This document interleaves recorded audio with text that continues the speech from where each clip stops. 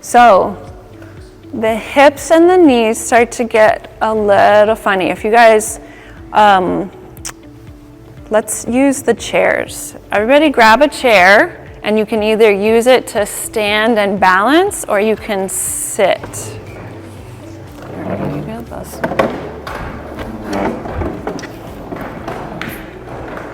So we're gonna just start.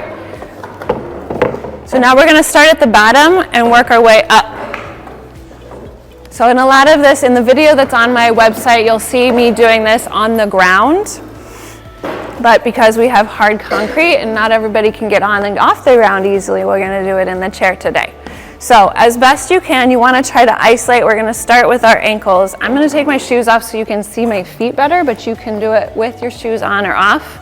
If you want to experiment with the toes, which we will do, you definitely have to have shoes off for that. So we'll start with the ankles. So just like we did in the wrist, you can lean back in your chair, but you wanna try to grab your leg. If you don't have enough hip mobility, we're gonna work on the hips. So we're gonna do just like we did in the wrists, up and down. We're gonna go side to side, and then we're gonna start without moving the knee.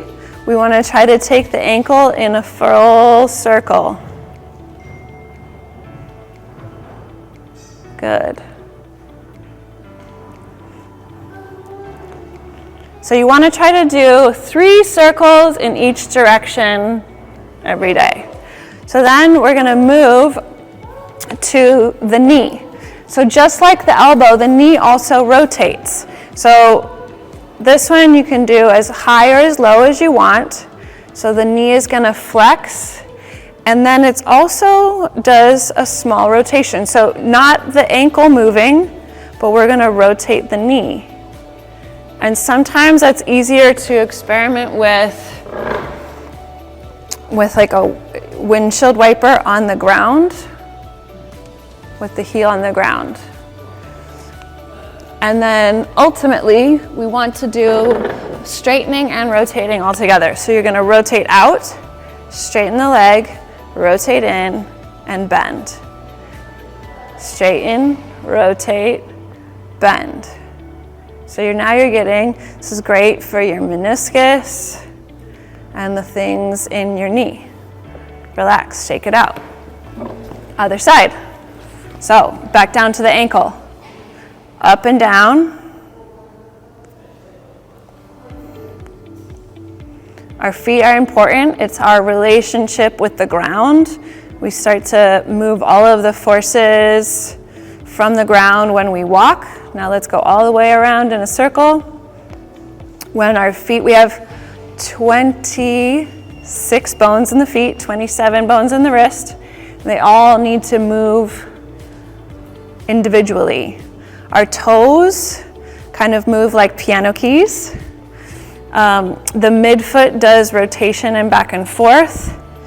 The talus moves on our ankle up and down. So lots of motion in the feet, that's really important. All right, moving up to the knee, straighten and bend. Good. Experiment with the rotation in and out. Feel some motion. You can see how my hand turns on my leg. I'm getting that motion.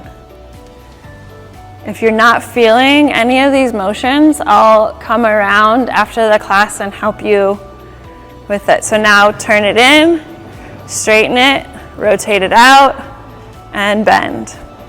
Up, in, down, up, rotate out, down.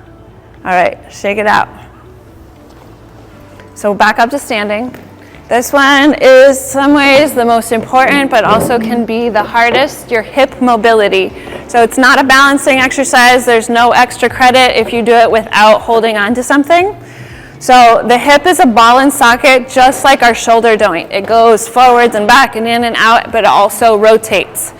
So we're gonna try to bring the hip as far up as we can. Then you're gonna try to take it as far out as you can. Now you're gonna try to bring the foot, now without, your hips going, and then bring it back behind you, and then bring it back down.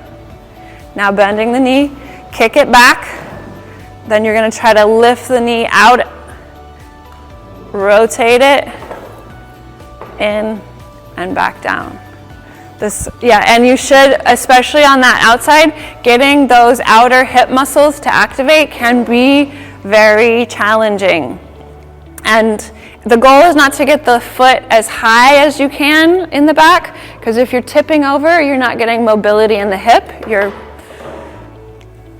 The whole idea is to isolate to get hip mobility. So another way to do this, to work on it, is to sit on the ground, and this is what we call hip 90-90. Now, hard, concrete, cold, you don't have to try this, but it's a way to isolate the internal rotation and the external rotation. So the idea is to try to sit up as tall as you can, and this will help you to start to isolate and stretch out. So when I lean forward, I'm going to stretch out external rotation on the front leg. And then if I lean back and rotate towards the back leg, you should feel a pretty internal stretch on the hip. Yeah? So muscular challenge. See if you can lift the back foot up. You should feel a strong cramp in your butt cheek. Yes, with some help from with your hand. Now, we're gonna lift up this leg. You're gonna try to rotate through and flip over to the other side. And I'm gonna rotate around so I'm not facing the back. So that, I think, is called honey bear, but that's another way to work on your hip mobility. So here I'm working external rotation. Here I'm working internal rotation.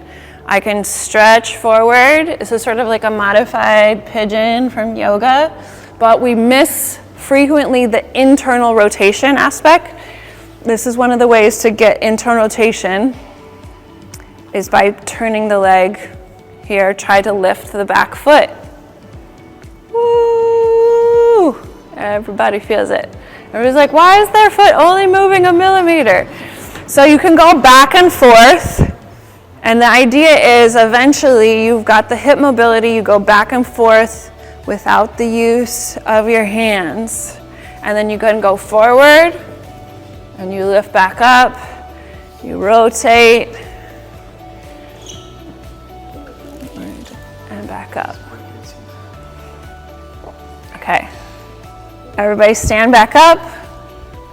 And just so we're not missing out, let's do the standing hip on the other side. Lifting the leg up.